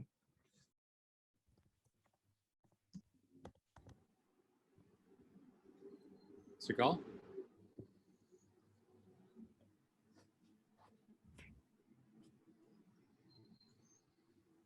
I was just in agreement, so I'm gonna pass on. I Okay. was with agreement, in agreement with John, so yeah. Okay. We'll go to Frédéric Mégret. Yeah, thanks. So this has been a really fascinating conversation and lots of thoughts. I just wanted to maybe pick up on, I think, what Sigal was trying to was telling us earlier in her remarks, and then maybe connect to Nandini's question. So, so I think there's a risk a bit when we're looking at the issue of academic freedom from a global perspective of a kind of 360-degree kind of flattening discourse, of threats and pressures, and they're all sort of on a par. And I think, that was not, I think, the impression we wanted to give, right? So there is a kind of deep asymmetry here. And in particular, I would put in entirely different categories: the state on the one hand and students on the other, right? So on one hand, we have agendas that are wholly unsympathetic to academic freedom in a variety of countries, with considerable means of policing and intimidating and the full resources of the state. And on the other hand, we have agendas that are not specifically initially connected to academic freedom, that are really about diversity and decolonizing the curriculum, etc., and that encounter academic freedom as something that is occasionally, and I think, somewhat opportunistically invoked in highly sort of defensive ways. And so so that feeds into, I think, something also that we see, which is a tendency to kind of flip the tables in this debate. And for governments in a lot of countries, in France, in Hungary, in Quebec, to sort of make it seem as if the existential threat to academic freedom comes from, the classroom, by hyping a few incidents, as opposed to them, right? As opposed to governments and governments in the diversity of what they do, right? So which could be just, sending the police to arrest a professor, but also defunding universities, making academics very precarious, etc. And so that brings me to something that I wanted to throw in the conversation, which is, there's a tendency to speak of academic freedom a bit as a theoretical concept. And we know that genealogy fairly well. Even though there'll be disagreement, but we know where it fits within kind of liberal discourse, etc. But one sort of thing that we could do in addition is think of academic freedom as a practice, right?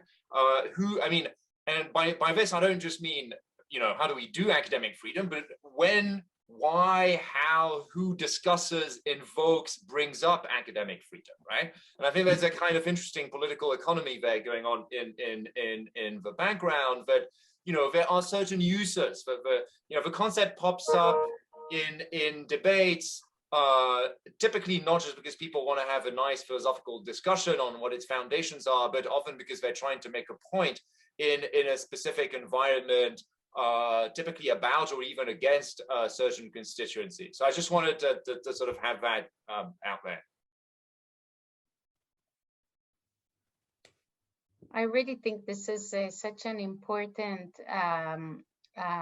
sort of juxtaposition, Frédéric, between what you called earlier at the start of our discussion, the internal and the external forces, right? And I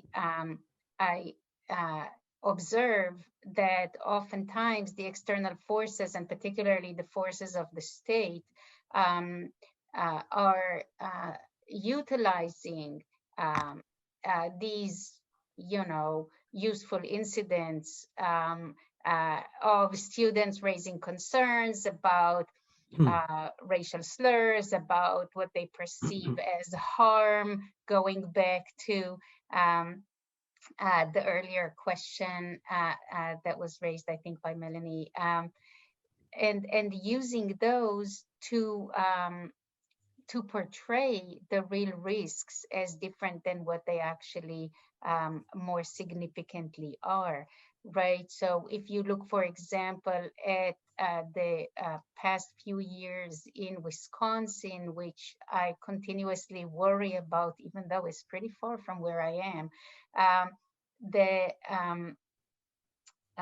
legislation that was passed that permits the state to require the expulsion of students from public universities if they participate in protests in a way that is deemed to undermine the speech rights of others. So, for example, if they disrupt a talk that they are in disagreement with, they can basically lose their spot at the university.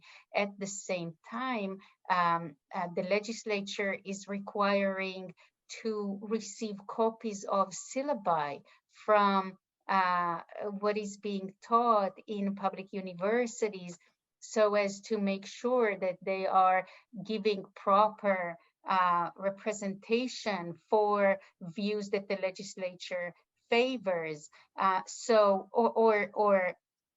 or not representing or overly representing or even not mentioning at all views and concepts that the legislature does not favor, and that includes currently the critical race theory brouhaha, and included in years past also various views about the state of Israel, which I'm from Israel, and I just found to be quite disorienting and bizarre.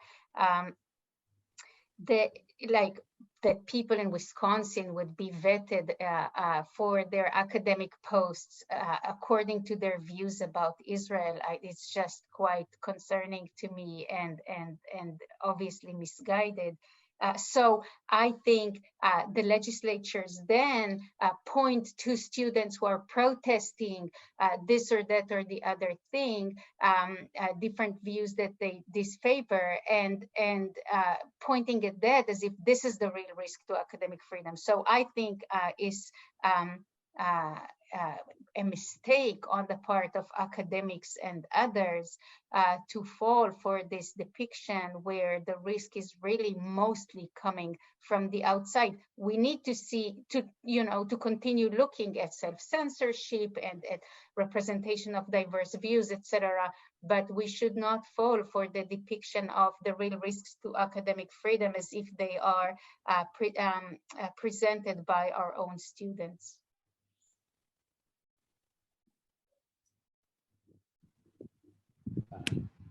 On that forceful note, with which I'll say I strongly agree, we are at time for this panel, and I will hand the gavel back to Nandini.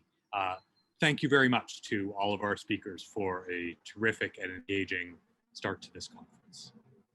Thank you very much, Thanks, Jason. everyone. Thanks, everyone. And the next panel starts at, I think Sharon has posted on the chat, is 10:15. What I suggest is those of you who must leave may leave. Those of you who'd like to linger just like a real conference setting and have a conversation, please do so. You are welcome to take breaks, but we will be here as long as some of you are here. And particularly our speakers, if you have a little bit of time, I think sometimes people tend to ask questions after the session is over. So if you have a little bit of time, I'd be grateful if you'd linger on. Thank you. Could I ask a question? Will we automatically go through into the second panel if we stay online? Yes, what we have done is it's the same link. So you may just switch the camera off and take a break and come back. You don't have to do anything. It's the same link for the whole conference. Thank you very much. It's very helpful. And we please also mute yourself if you wander away. Yeah. That's right. all that Zoom etiquette that we have we have learned the hard way in the last 18 months, including for us just having a single easy link for the whole conference. That's an improvement on people scrambling at the very last minute, not finding that email and being in the wrong room, etc. So thanks. Well, it seems people you can have your microphones. We can I think in that format, anyone who wants to speak can just have their microphone on sort of pretty much constantly. But we have members of the audience who maybe taking breaks themselves. If there's no particular questions, I think everyone should feel free to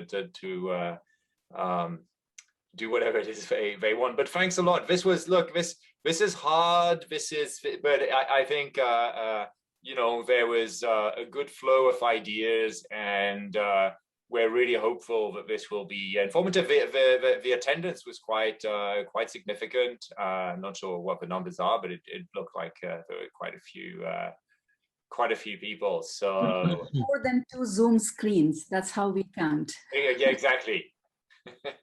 It's a unit of measurement. That's right. But I actually now, I am one of those people who wait until everything is over to ask a question or express my thoughts. So and following up on your comments, Sigal and Jacob, so there is another question which I think was raised in between other issues. It's about legitimacy of the voice in the classroom. And it is an issue in our classrooms. And who has the legitimacy to speak to which issue? Gender-based violence, as a man, can I speak? On Indigenous justice, as a non-Indigenous person, can I speak? On racial justice, as a non-racialized person, I can, and young students are finding it difficult to negotiate this space. And it's not just self-censorship among teachers or profs, but students. So we've had some moments, and particularly during the period of distancing, where in the law faculty, where we do attract very sharp students.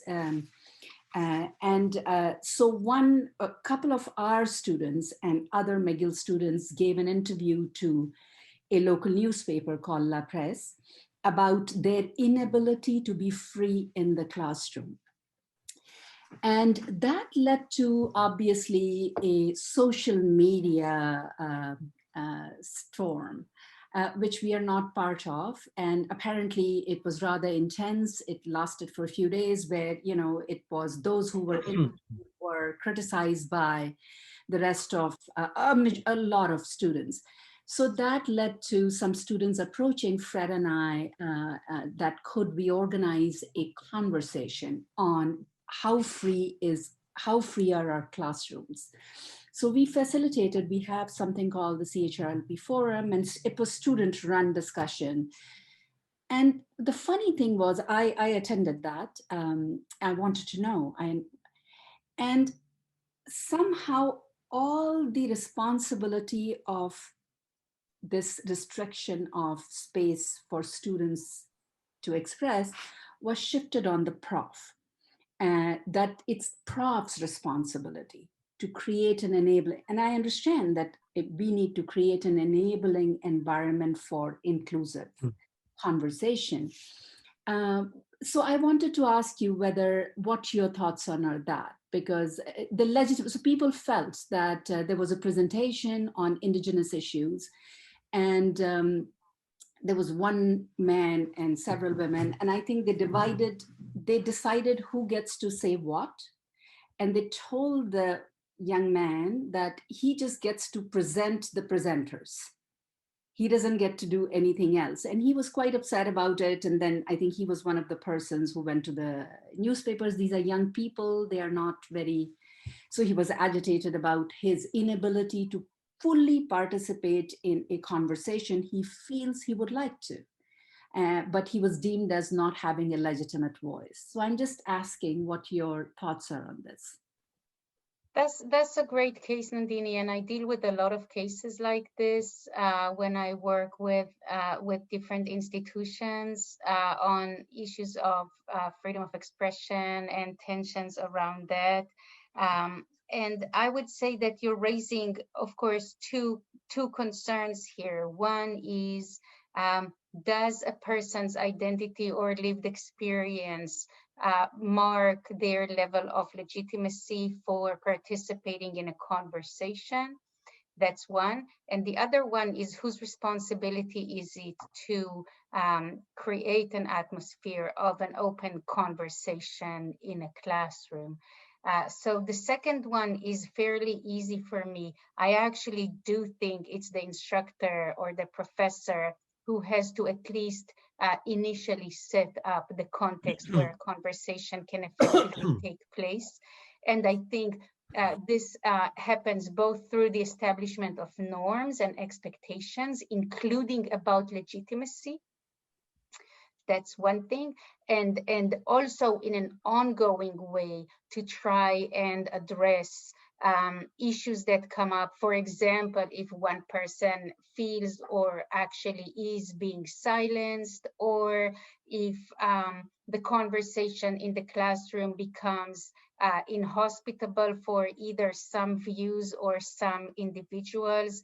And so there are actually pretty effective pedagogical practices to address that. You can set up or bracket time for expressing different views. You can have people write down their perspectives and then share them. I mean, you know, there are all sorts of, you know, I'm a philosopher, but my main appointment is at the Ed School. I'm very big on pedagogical practices as solutions for a lot of these concerns. So it is, in my view, the professor's responsibility, and they should delegate some of this responsibility to the students in the expectations and the norms that they set, right? So this is structurally, but in terms of the substance that you started with, I'm actually quite concerned about the turn to lived experience and identity-based legitimacy. I think is a really impoverishing our conversation, and it's also sometimes undermining academic freedom. For example, one case that I worked with at a liberal arts college was when students insisted that a person who is not of Jewish descent may not teach about the Holocaust. And I think this is a terrible idea, because if you happen not to have a Jewish person in the history department, for example, then you will never be allowed to teach about the Holocaust. And here it is, some people will not be allowed to hear about it because their professor is not of the appropriate, so to speak, religious community or ethnic descent. And of course, this is completely untenable, and it makes no sense substantively or as an academic requirement. And similarly, students should be invited to speak their minds and explore their perspectives, regardless of their own experiences and identities. Now, I think this does not erase the reasonable expectation that, you know, I may speak. For example, I just did speak as a person who is an immigrant from Israel about my views on the BDS controversies in the US and the legislation around support for Israel, which I object to as an Israeli person. So I have objections as a free speech scholar, and I also have objections as an Israeli, you know, as a person who grew up in Israel and immigrated here from Israel, right? So I think there is something about my views as an Israeli which may be a contribution to the conversation, right? But that doesn't mean that you, if you are not from Israel, may not have a view on this matter, right? So I'm making a contribution as a scholar and as a member of my identity group, but other people may make contributions for all sorts of other reasons, including, you know, raising questions, questioning my stance. Maybe my stance is very narrowed by the fact that I see it through my national origins lens rather than, you know, other lenses.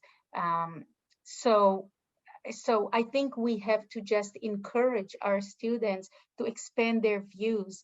Lived experience and identity are important markers of your contribution, but they do not suffice, and they surely are not the only marker of legitimacy. And it's part of the norms that we as professors have to set in our classroom. I agree with you on all those points. I really strongly do too. The pedagogical responsibility to make sure that some students don't dominate, that is responsibility.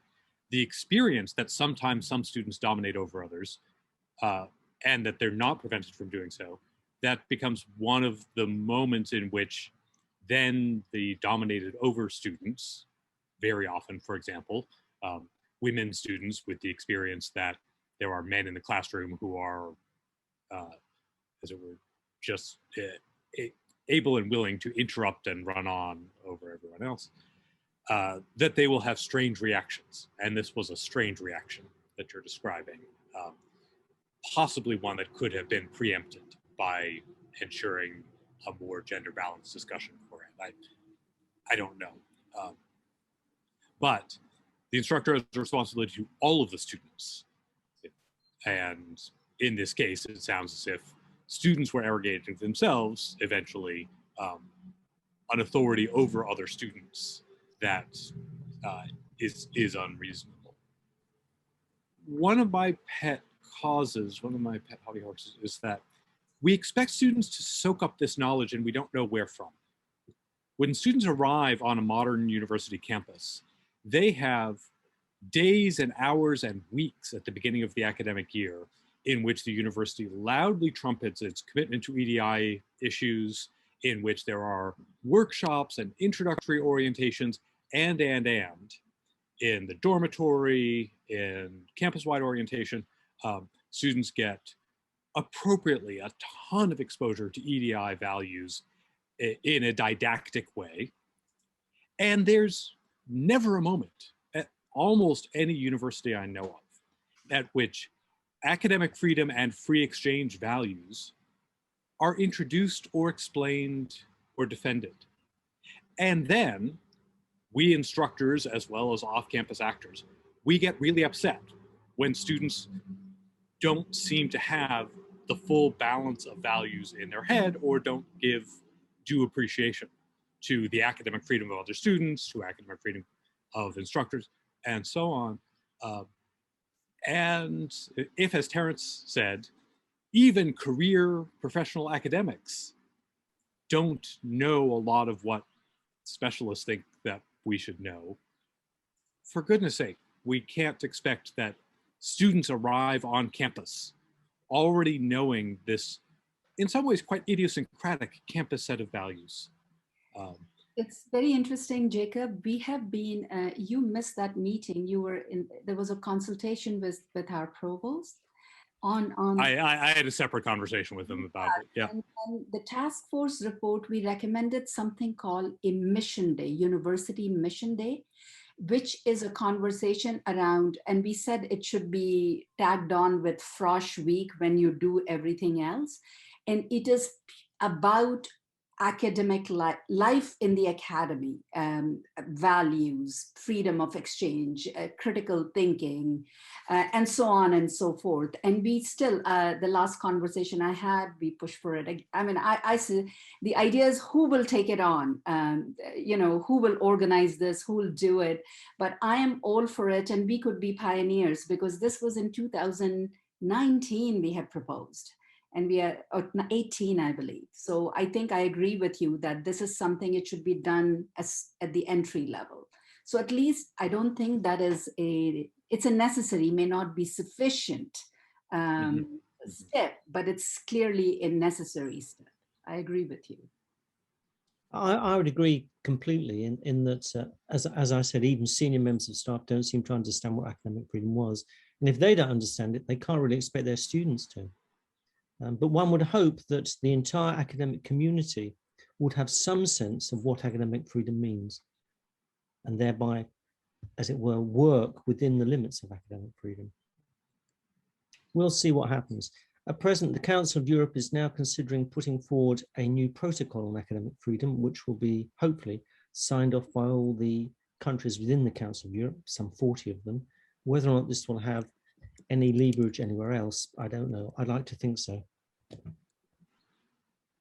Sorry that I'm hopping off. Thank you so much. I hope to rejoin. I just have to meet with a student, but thank you so much for the invitation. I really enjoyed the conversation.